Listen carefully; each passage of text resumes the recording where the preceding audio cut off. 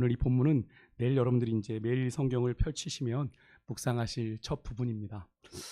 오늘 저는 이 봉독교리 말씀 가지고 하나님의 백성으로 알아야 할 것이라는 제목으로 여러분과 좀 말씀을 나누겠는데요. 우리는 호세아서를 여러분 계속 묵상하셨습니까? 다니엘 기도를 하시면서도 호세아는 1장 3장까지는 우리가 좀 참 익숙한 내용이 나옵니다. 그죠? 고멜이라고 하는 여인과 결혼을 하고 아이들을 낳은 이야기들이 3장까지 이루어지고 이제 4장부터는 좀 다른 이야기가 나오게 되는데요. 호세아는 이름의 뜻이 그렇습니다. 여호와는 구원이시다. 그리고 여호와여 구원하소서, 이런 뜻이 있습니다. 그래서 우리가 모세의 후계자로 알고 있는 여호수아와 이름의 뜻이 같습니다. 네. 그래서 호세아가 전한 메시지의 핵심이 그래요.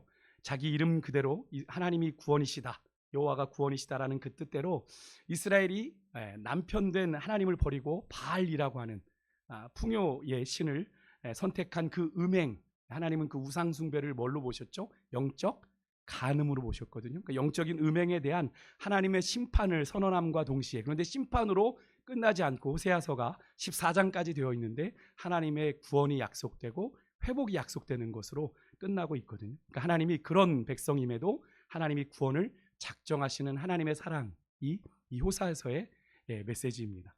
여기에 이스라엘은 북이스라엘을 의미해요. 이스라엘 전체를 의미하진 않고 호세아는 이 북이스라엘을 향한 하나님의 뜻을 전한 선지자인데요. 우리가 호세아 하면 떠올리는 이 고멜이라고 하는 음란한 여인과의 이 결혼, 그리고 파경, 다시 또 하나님이 가서 데려와라. 그래서 또 그 음란한 여인과 재결합하는 결혼 이야기가 이제 오늘까지 묵상하신 3장의 이야기이고, 이제 내일부터 묵상하시게 될 4장의 이야기는 조금 다른 형태로 이야기가 진행이 됩니다. 하나님과 맺은 언약, 그 언약은 혼인 서약 같은 거거든요. 하나님이 내가 너의 신랑이 되어주고 너희는 내 신부가 된다 라고 하신 말씀인데, 그것을 파기하고 이스라엘 백성들이 어떻게 했어요? 다른 것, 바알, 특히나 그 가나안 땅에 바알을 중심으로 한 이방 신들, 그리고 다른 그런 힘 있는 세력들에게 매달리고 의지하는 그런 이스라엘 백성들의 죄를 지적하고 고발하는 내용이 이제 뒤로 이어지게 됩니다. 참 안타까운 건요, 이 호세아 시대를 이렇게 묵상해 보면 오늘 이 시대에도 이 호세아 시대와 크게 다르지 않다라고 하는 사실입니다.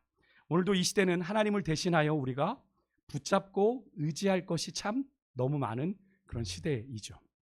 그러다 보니까 믿는다고 하는 사람들조차도 순간순간 뭐예요? 하나님 아닌 것으로 하나님을 삼아요. 내 의지로 삼고 내 도움으로 삼습니다. 하나님도 좋고, 보험처럼 하나님도 좋고, 세상도 좋은 혼탁한 영적인 기준을 가지고 살아가는 시대가 오늘 이 시대이죠. 근데 저는 어제까지 우리가 함께 했던 이 다니엘 기도를 통해 만난 20명의 간증자들, 여러분 그들의 이야기가 여러분 우리에게 도전이 되고 감동이 되었던 이유가 뭔가요? 각자에게는 좀 다르시겠지만 저는 하나를 좀 발견할 수 있다면, 우리와 다른, 세상과는 다른 하나님을 향한 구별됨이죠. 그죠? 각자의 부르심을 따라 세상의 가치와 기준에서 하나님 앞에 거룩하게 구별되어 각자 부르신 삶의 자리를 어렵지만 힘들지만 그 길, 하나님의 길을 묵묵히 걸어간 사람들의 이야기가 20일 동안 우리가 만났던 그들의 이야기죠. 그래서 우리가 그렇게 하나님의 길을 걸어가면서 만났던 하나님의 역사들, 하나님의 은혜들을 우리가 간증으로 듣고 우리는 거룩한 믿음의 도전을 받습니다. 그죠? 도전도 받고 또 누군가에게는 나도 저런 삶을 살고 싶다라는 동경까지도 갖게 되는 것 아니었습니까? 그런 믿음의 거룩한 도전이 우리 안에 생긴 지금 우리는 다시 이 호세아서를 통해서 우리에게 주시는 하나님의 음성을 듣게 되는 건데요. 그래서 오늘 본문을 보면 시작이 이렇습니다. 이스라엘 자손들아 여호와의 말씀을 들으라, 이렇게 시작이 됩니다. 들으라. 이 말씀에서 우리는 이전에 한 말씀이 떠오르게 됩니다. 그죠? 약속의 땅 가나안을 목전에 둔 이스라엘 백성들을 향해 하나님이 모세를 통해서 쉐마 이스라엘 이렇게 말씀하셨던 신명기 6장 4절과 5절의 말씀을 떠올리게 되는, 화면 한번 같이 한번 보고 읽겠습니다. 같이 읽습니다. 시작. 이스라엘아 들으라, 우리 하나님 여호와는 오직 유일한 여호와시니 너는 마음을 다하고 뜻을 다하고 힘을 다하여 내 하나님 여호와를 사랑하라. 아멘. 이스라엘아 들어라. 너희 하나님은 오직 유일한 하나님, 다른 것과 비교할 수 없는 유일한 하나님. 그래서 너는 그 하나님만을 마음을 다하고 뜻을 다하고 힘을 다해 사랑해야 된다. 이어지는 말씀에서 그 말씀, 하나님의 말씀, 그 사랑하는 하나님의 말씀을 너희 마음에 새기고 너희 자녀들에게 부지런히 가르치고 강론하고, 이렇게 말씀이 이어져 가고 있어요. 여러분, 이렇게 하나님과 시내산에서 언약을 맺은 이스라엘 공동체는 본래 어떤 공동체였습니까? 바로 들어야 하는, 들음의 공동체였습니다. 들어야 되는 존재. 그래서 들음의 공동체로 부르심을 받았어요. 하나님의 말씀을 온전히 들어야 사는 공동체. 여러분, 이 사실은 오늘 이 시대를 살아가는 하나님의 택한 백성인 우리들에게도 동일하게 적용되는 사실이에요. 여러분, 우리는 하나님의 음성을 들어야 사는 존재로 부르심 받았습니다. 맞습니까? 예, 하나님의 말씀, 음성을 들어야 사는 존재. 이 사실을 우리가 지난 21일간 다니엘 기도에 만났던 간증자들을 통해서도 우리가 간접적으로 확인하지 않았습니까? 그들에게 주시는 마음의 감동, 말씀의 깨달음, 이것들을 하나님의 음성으로 붙잡고, 그죠? 그들의 삶을 갖지 않습니까? 인생의 기로에 섰을 때, 위기를 만났을 때 다시 하나님의 부르심과 인도를 경험했던 방식이 다 뭐였습니까? 주의 말씀에 귀를 기울이는 것으로 시작했죠. 하나님, 내가 어디 서 있습니까? 내가 어떻게 가야 합니까? 내가 어떤 방식을 택해야 됩니까? 다 하나님 앞에 묻는 시간들을 가졌던 건 아닙니까? 여러분, 바로 하나님의 뜻을 찾고 구하는 것이었는데 왜 그러는 겁니까? 거기에 살 길이 있는 거죠. 거기에 사는 길이 있는 겁니다. 거기에 지금 내가 처한 이 현실과 위기를 이해하고 또 더 나아가 극복할 방법이 있다라는 것을 알기에 하나님께 물은 거죠. 하나님만이 살 길이요, 하나님만이 나의 도움이요, 나의 능력이 되심을 믿었기 때문에 그러는 거죠. 근데 여러분은 어떠십니까? 여러분은 그런 하나님의 음성을 듣는 인생이십니까? 여러분, 듣지 않으면요, 또 하나님의 음성이 아닌 다른 것 잘못 들으면 여러분 망합니다. 망합니다. 여러분, 잘못 들으면, 하나님 음성 듣지 않으면 망합니다. 하나님의 뜻과 다른 길 가게 되고 다른 선택을 하게 되기에 그런데요, 거기다가 우리는 하나님의 음성에 귀를 기고 순종하려면 사단의 엄청난 방해도 있습니다. 우리가 하나님의 음성에 그렇게 고분고분 반응하도록 사단이 우리를 내버려 두지 않습니다. 예. 지난 수요일 우리 다니엘 기도에 오신 집사님 한 분이 계셨어요. 이렇게 집에 모셔다 드리면서 그런 간증을 하시더라고요. 전날 집에서 그 한창수 목사님의 간증을 너무나도 은혜를 받고, 이제 다니엘 기도회가 다 끝나기 전에 제가 본인이 한번 교회를 가야 되겠다, 다니엘 기도회 교회 와서 참석을 해야 되겠다라는 마음 먹고 그 다음 날 이제 회사를 퇴근하고 나섰어요. 근데 다니엘 기도회 시간까지 참 시간이 애매하게 남았더래요. 그래서 정말 그 시간 동안에 정말 교회로 가지 말고 집으로 가라는 마음의 유혹이 그렇게 많더랍니다. 네.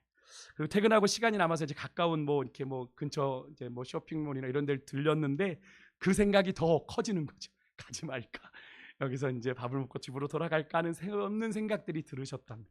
근데 끝내는 그 집사님이 여기에 오셨잖아요. 그 유혹을 이기고 그날 다니엘 기도에 오셨던 거예요. 그런데 그 집사님이 전날 다니엘 기도를 통해서 뭘 들으신 거죠? 하나님의 음성을 들은 거죠. 딸아, 네가 그 현장에 한번 갔으면 좋겠다 라는 그 마음을 주셔서 그 마음에 순종하려고 움직였는데 어떻게 해요? 그 집사님의 그 한 번에, 우리 매일 오셨던 권사님들이나 우리 집사님들에게는 그게 어려운 일이야 라고 얘기하실 수 있지만 그 한 번의 결정을 내렸던 그 집사님에게는 너무나 수많은 유혹들이 있었다는 거예요. 사단이 정말 마음을 흔들어 놓더랍니다. 수많은 유혹들이 그 집사님의 발걸음을 주저하게 하더랍니다. 돌이킬까 말까, 가지 말까, 이런 말. 근데 여러분, 우리가 하나님의 음성에 귀를 기울이고요, 순종하려면 여러분, 우리의 대적 원수 마귀가 엄청난 박해로 우리가 하나님의 뜻에 온전히 순종하지 못하게 한다는 것을 여러분 기억하셔야 돼요. 우리의 신앙생활이 그렇게 녹록하지 않습니다. 그죠? 하나님의 뜻대로 살아가도록 사단이 우리를 내버려 두지 않아요. 꼭 내가 주의를 지켜야지 할 때 꼭 회사의 일들이 터지지 않습니까? 언제 그랬냐는데, 그전에 일이 없었는데 꼭 그 일이 터져서 내가 주일 예배를 못 가게 하는 일들이 일어나죠. 기다렸다는 듯. 그럼 사단도 우리를 지켜보고 있다, 우리가 찬양하지 않습니까? 그래서 우리가 기도를 멈추지 말아야 되는 거예요. 순간순간 기도를 멈추지 않아야 우리가 사단의 유혹 앞에 이길 수 있는 건데요, 여러분, 우리가 순종할 때 그런 사단의 유혹이 있고 공격이 있지만 순종할 때 우리가 주의 역사를 경험하게 되는 건데요, 실제로 집사님 그날 정말 귀한 은혜를 주셔가지고요, 이런 고백을 집에 가실 때 그러네요. 하나님, 목사님, 하나님께서 이래서 저를 오늘 여기에 오게 하셨나 봐요 라고 그런 고백을 하셨어요. 얼마나 감사하던지.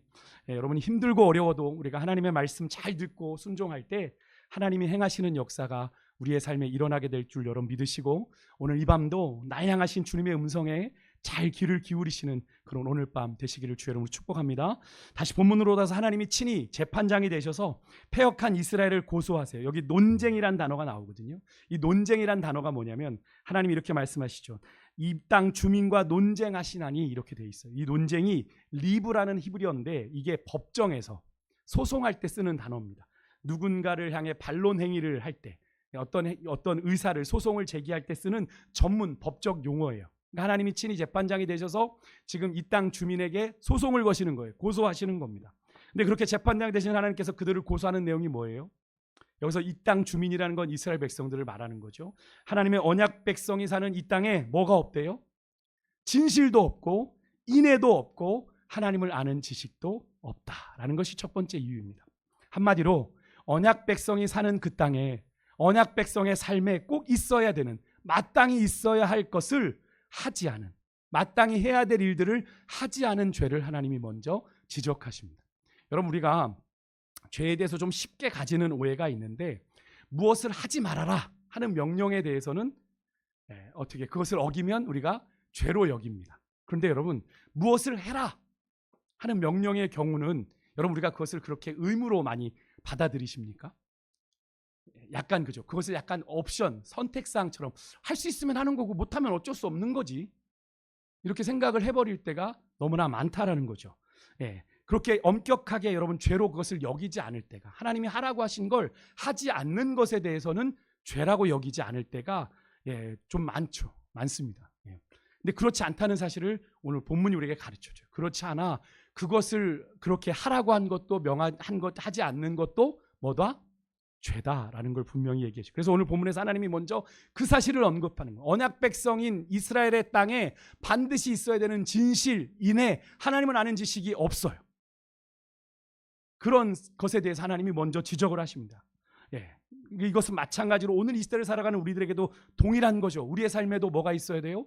진실이 있어야 되고 인애가 있어야 되고 하나님을 아는 지식이 있어야 되는데, 여러분 진실이 뭘 말하는 것 같으세요? 진실은 거짓과 반대되는 참을 의미하는 겁니다. 그리고 신뢰할 만한 것, 또 하나는 지속성으로 나타나는 진리를 말하는 거예요. 그러니까 한마디로 좀 쉽게 말씀드리면 진리겠죠. 진리를 따라 사는 삶, 너무나 당연한 이야기 아닙니까? 거룩하신 하나님의 백성은 진리 대신 거룩한 주님을 따라 삶의 모든 일에 있어서 거짓 없이 진실하게 행해야 하고 또 신뢰할 만한 존재가 되어야 하는 게 맞죠. 그렇지 않습니까? 그리스도인들은 그런 존재가 돼야 돼요. 세상이 다 몰라도 저 사람 그리스도인이네 라고 하면 어떤 고백이 돼야 됩니까? 그래도 믿을 만한 사람이래, 신뢰할 만한 사람이래 라는 이야기를 들어야 된다는 거죠. 여러분, 그런데 그렇지 못했습니다, 이스라엘 백성들은. 근데 오늘 우리도 크게 다르지 않은 것 같아요. 다음으로 인애는 우리가 인자라고도 부르는, 아까 우리가 찬양했죠? 그의 인자는 영원하시도다, 이 헤세드라는 단어입니다. 인자로도 번역되고 은혜로도 번역되는 이 성경에 참 다양한 단어들로 번역되지만 이 인애란 단어가요, 이런 의미가 있어요. 두 당사자가 있는데요, 두 당사자 간에 이 관계를 유지하기 위해서 일관되게 가지는 태도, 일관되게 가지는 행위를 의미합니다. 그러니까 서로를 향한 한결같은 사랑, 한결같은 친절을 의미할 때 이 인애라는 표현을 씁니다. 그러니까 조금 간단하게 말한다면 서로에 대한 일관되게 책임 있는 행동, 책임 있는 태도가 인애예요. 그러니까 서로에게 책임성을 갖는 거죠. 책임감을 갖는 겁니다. 이스라엘이 하나님에 대해서 그러한 태도가 없었다는 거예요. 이스라엘 백성들은 하나님께 어떤 책임이 있어요? 신부된, 그죠? 언약 백성 된 책임이 있어요. 하나님을 그렇게 일관되게 사랑하고 하나님께 친절히 대해야 될 그런 사명이 있는데, 그런 뜻이 있는데 그렇지 못한 거죠. 아시는 것처럼 이스라엘은 수시로 하나님을 떠났죠. 호세아 아내 고멜이 스스로 수시로 나가 남자들을 만났던 것처럼 이스라엘 또한 하나님 아닌 것으로 하나님을 삼아 풍요를 쫓아가고 바알과 우상들을 섬기며 영적으로 계속 간음을, 음행을 저질렀던 걸 여러분 기억하시지 않습니까? 거기다가 결정적으로 이스라엘에게 없었던 건 뭐냐면 하나님을 아는 지식이 없었습니다. 하나님을 아는 지식. 아주 결정적인 문제죠. 여기 하나님을 아는 지식이 단순히 여러분 하나님은 이런 분이다라는 정보를 공유하는 게 아니에요. 여러분 제가 자주 설명드렸지만 여기서의 하나님을 아는 이 지식이 안다라는 데서 나온 단어인데요. 이건 관계적인, 경험적인 알을 의미하는 겁니다. 내가 그 사람과 함께 했을 때만 경험할 수 있는, 알 수 있는 것. 이스라엘에게 오랜 세월 내려오는 하나님에 대한 말씀, 쉐마 이스라엘, 최소한 신명기 6장 4절에서 그 말씀만이라도, 그죠? 정보가 없었겠어요? 얼마나 있겠어요? 근데 하나님과 하나님의 말씀에 대한 실제적이고 구체적인 순종을 통한 관계가 이스라엘에 없었다라는 겁니다. 그런 관계가 없으니까 하나님을 경험하는 일도 없었겠죠, 당연히. 그죠? 하나님의 말씀이 나와 상관이 없으니 하나님과를 경험하는 일도 당연히 없는 것 아니겠어요? 어쩌면 이스라엘이 가진 가장 근본적인 문제가 이겁니다. 하나님을 아는 지식이 없다라는 것. 그래서 호세아 선지자가 뒤로 6장에 가면 뭐라고 그러죠? 여호와를 알자, 힘써 여호와를 좀 알자라고 얘기하는 이유가 바로 거기에 있어요. 여러분, 이렇게 이스라엘에게 꼭 있어야 되는 진리, 진실, 인애, 하나님을 아는 지식도 없었던 반면에 이스라엘은 오히려 하나님의 언약 백성으로는 하지 말아야 될 일들은 그들 안에 가득했습니다. 뭡니까?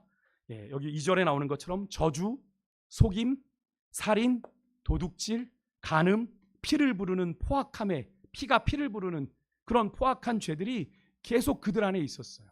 하나님의 백성으로서 멀리해야 되는 이 죄의 목록들은 여러분 언약에 하나님께서 그들에게 주신 율법의 핵심이 어디에 적혀 있었죠? 두 돌판 뭐죠? 십계명이죠.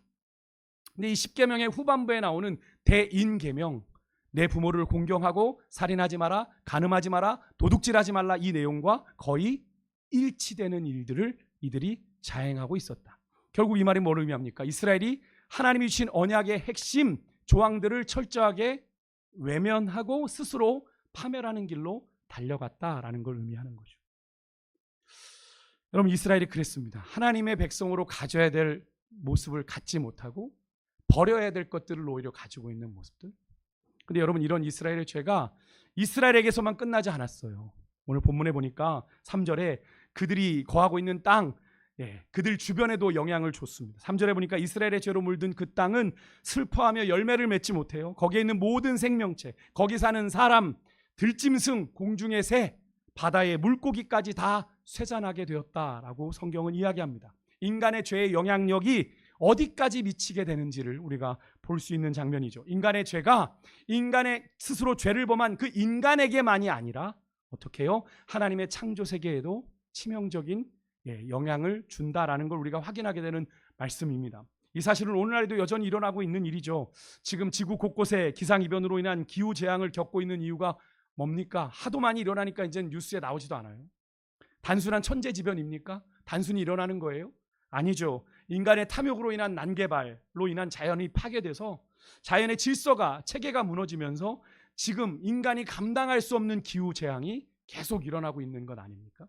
100년 만에, 150년 만에, 우리가 감히 상상할 수 없는 시간 만에 일어나는 재앙들이 지금 막 일어나요. 손도 댈 수 없는, 방어도 할 수 없는 일들이 일어나죠. 여러분, 하나님이 우리에게 약속하신 하나님의 나라는요, 천국은 우리 인간에게만 국한된 이야기가 아닙니다. 하나님의 나라는, 천국은 우리 인간만 가서 막 그러는 게 아니라, 우리가 찬양을 하잖아요. 사자들이 어린 양과 뛰놀고 어린이도 함께 뒹구는 참 사랑과 기쁨의 그 나라. 여러분 아시죠? 사막에 샘이 넘쳐 흐르리라. 이 찬양의 가사가 바로 이것 아닙니까? 인간을 포함한 하나님이 모든 창조 세계가 하나님의 다스리심 안에, 하나님의 나라 안에 다 포함되어 있는 거거든요.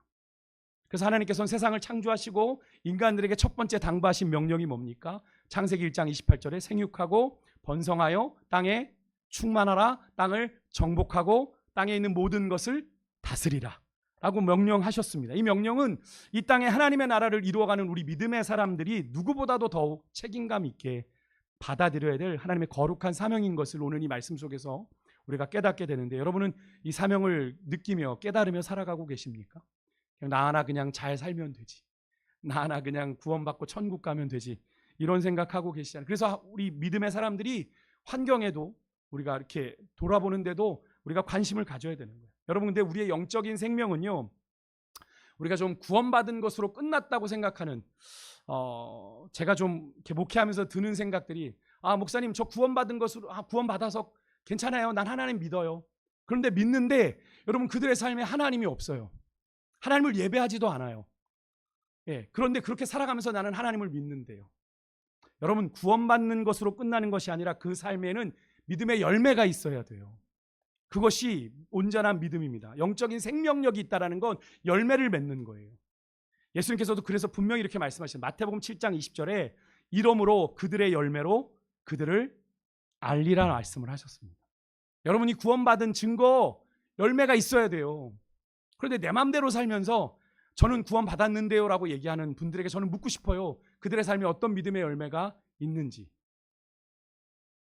여러분 우리가 신앙생활을 물론 우리가 그렇게 얘기합니다. 뭐 장로교 쪽에서 특히나 많이 이야기하는데 한 번 받은 구원은 취소될 수 없다. 한 번 받은 구원은 취소될 수 없다라고 장로교에서는 좀 강조합니다. 그런데 저는 그 구원의 문제를 우리는 늘 질문해야 돼요. 구원이 그냥 믿음으로 받는 거지만 믿음의 결과가 뭐로 나타난다고요? 열매로 나타난다니까요. 근데 열매가 나타나지 않아요. 근데 믿음은 있다고 주장해요. 내가 믿습니다라고 하면 되는 거예요? 그럼 천국 가는 겁니까? 내가 믿습니다 하면 천국 가는 거예요? 아닙니다, 여러분. 그 믿음은 물론 우리가 판단할 수는 없어요. 주님이 보고 판단하시는 거지만 그 믿음이 진짜인지는 누가 보시겠어요? 주님이 보시는데 예수님이 뭐라고 말씀하셨어요? 이러므로 그들의 열매로 그들을 알리라 분명히 말씀하셨단 말이에요. 근데 우리가 이걸 자꾸 간과해요. 예수님께서도 분명히 말씀하시죠. 왕이 오셔서 하나는 오른편에 하나는 왼편에. 그죠? 여러분 청함을 받은 자는 많아요. 교회 공동체 안에도 청함을 받은 자는 많을지 모르겠어요. 근데 청함을 받으면 되는 겁니까? 교회 안에 청함만 받으면 되는 거예요? 뭐가 돼야 되죠? 택함을 받은 자가 돼야죠. 그죠? 청함을 받은 자는 많되 택함을 받은 자가 적다란 말씀을 성경이 하고 있잖아요. 여러분 우리는 우리의 믿음이 택함을 받은 자로 살아가야 되거든요. 택함을 받았다는 자는 다른 것은 믿음의 열매가 있어야 된다는 거예요. 이스라엘 백성들이 이스라엘 백성답게 살아가지 못하니까 하나님이 어떻게 하셨습니까? 그들을 지금 고소하고 있잖아요. 하나님의 언약 백성답게 살아가지 못하고 다른 데 기웃거리고 사니까 여러분 어떻게 해요? 그들을 하나님이 고소하고 계시다니까요. 여러분 우리가 열매를 맺는 삶을 살아야 되는데 열매를 맺는 것 어떻게 해야 된다고 우리가 다니엘 기도회 때 들었죠? 여러분 우리가 마지막쯤에 들었습니다. 한창수 목사님 성경 암송 이야기하시던 목사님 요한복음 15장을 이야기하면서 나무 대신 주님께 우리가 온전히 붙어 있을 때. 근데 그 붙어 있는 걸 뭐라고 표현했죠? 두 가지로 얘기했습니다. 말씀을 통해 양분을 계속 공급받고 기도를 통해 어떻게 해요? 하나님과 계속 연결되어 있을 때. 하나님의 음성에 계속 귀를 기울이며 듣고 순종하여 살아갈 때 우리의 삶의 열매가 맺혀지죠. 요한복음 15장의 이야기를 풀어주신 거잖아요. 그죠? 근데 여러분 오늘 본문에 하나님의 말씀을 누구보다도 잘 들어야 되는 들음의 공동체로 시작한 이스라엘 백성들이 듣지 않고 그죠? 오히려 그들의 생명의 근원 대신 하나님을 버렸고 그로 인해 하나님이 호세아 선지자를 통해 지금 그들을 고소하기까지 이른 거예요. 고소했다 그랬잖아요. 하나님. 여러분 예수를 믿는다는 건 여러분 막연한 교리나 신념이 아니라 우리의 삶을 바꾸는 실제적인 사건이 되어야 되는 건 아닙니까? 그렇지 않아요? 왜냐하면 우리가 기존과는 분명히 달라진 삶 아닙니까? 예수를 믿고 구원받았다는 건 예전에 내 마음대로 살던 삶과는 분명히 달라야 되는 삶인데 여러분의 삶에는 그런 삶의 모습이 있습니까? 우리가 여러분 너무 은혜를 많이 받았던 날 여러분 11일차 기억나십니까? 우리 박신일 목사님 통해서 엠마오로 내려가는 그 제자들의 이야기를 통해서 우리가 경험하지 않았습니까? 예수님의 부활이 아직 실제가 되지 않고 예수님의 사망 소식만 알고 있던 엠마오로 내려가는 두 제자, 그들에게 부활하신 주님이 같이 나타나셔서 동행했지만 그들은 알아보지 못했습니다. 그죠? 그 부활의 주님이 그들에게 갓와 유하시면서 떡을 떼어 주실 때 그들의 눈이 밝아졌고 그들의 순간 그들이 누구를 알아봤어요? 그들과 동행하고 계셨던 그들과 보이지 않아 그들이 알아보지 못했지만 동행하고 계셨던 그 부활하신 주님을 확인하게 되었습니다만 예수님이 그 순간 그들에게서 사라지시죠. 그렇지만 이 제자들은 더 이상 예수님의 부활을 의심하지 않는 존재들이 되었다라고 얘기하시면서 저는 그 목사님의 도전이 우리 안에 그 살아계신 하나님의 실제가 날마다 하나님 정말 살아있는 실제로 현실로 고백되어야 된다라는 이야기를 해주셨을 때 정말 저는 너무나 많은 은혜가 됐거든요. 우리가 주님을 믿노라고 하지만 우리가 주님을 지금도 살아계셔서 역사하시는 하나님이라고 입으로 고백하지만 그 하나님에 대한 믿음 없이 우리가 그렇게 살아가고 있는 것 아닌가. 그러다 보니 자꾸 내 앞에 현실 앞에 내 한계 앞에 무너지고 있는 것 아닌가. 여러분 그들은요 그 부활하신 주님을 만나고 엠마오로 내려가던 길을 돌이켜요. 그리고 예루살렘으로 올라가 부활하신 주님과의 만남을 제자들한테 증언하죠. 증언합니다. 여러분 그곳에 주님이 오셔서 자신을 나타내 보여주시잖아요. 여러분 우리 주님을 향한 믿음 또한 이렇게 구체적인 실제가 되어야 될 줄 믿습니다. 예, 그렇게 부활하셔서 지금도 살아계신 우리 주님이 우리와 함께하고 계심을 우리가 분명히 믿고 살아갈 때 우리가 열매 맺는 믿음의 삶을 더욱 힘있게 살아낼 수 있는 건데요. 여러분 오늘 우리가 호세아서를 통해 만난 언약 백성인 이스라엘의 이 어이없는 모습이요, 하나님이 언약을 맺은 이들을 친히 고소하실 수밖에 없는 이 어이없는 모습을 여러분 우리 또한 얼마든지 따라갈 수 있는 그런 연약한 존재라는 사실을 여러분 기억하시고요. 오늘 이 밤에 우리가 모인 이유는 분명합니다. 오늘 하루를 살아감에도 뼈저리게 느낀 우리의 한계, 우리의 영적인 연약함을 하나님 앞에 아뢰고, 이런 연약함에도 불구하고 우리를 사랑하시는 그 하나님이 우리를 도우시도록, 우리를 붙잡아 주시도록 우리가 간구하기 위해서 오늘 이 밤에 모인 것 아니겠어요? 오늘 이스라엘이 하나님의 언약 백성으로서의 하나님의 말씀을 잘 들어야 하는 이 들음 공동체로서의 정체성을 상실하고 다른 데서 헛된 기쁨을 구했습니다. 그리고 소망을 찾느라 하나님을 향한 진실함도 잃어버리고 인애도 잃어버리고 하나님을 아는 지식도 잃어버린 채 따라가지 말아야 될 뭘 따라갔습니까? 우상을 따라갔습니다. 그렇게 멸망을 향해 그들이 달려갔던 것처럼 우리가 그런 믿음의 전철을 밟아서는 안 되지 않습니까? 여러분 우리는 믿음의 길, 주님이 걸어가신 그 길을 온전히 따라가야 되는데, 그러기 위해서는 우리가 해야 되는 첫 번째 단계는 바로 주님께 우리의 귀를 잘 기울이는 겁니다. 여러분 오늘 우리가 이 밤에 우리가 주님 앞에 그런 마음의 고백을 담아서 하나님 앞에 이렇게 좀 찬양했으면 좋겠는데요. 여러분 우리가 주인 삼은 모든 것 주님 앞에 내려놓는 그런 믿음의 고백을 담아 함께 찬양하고 우리 기도의 자리로 함께 나아가도록 하겠습니다. 우리 같이 내가 주인 삼은 모든 것 함께 찬양하겠습니다.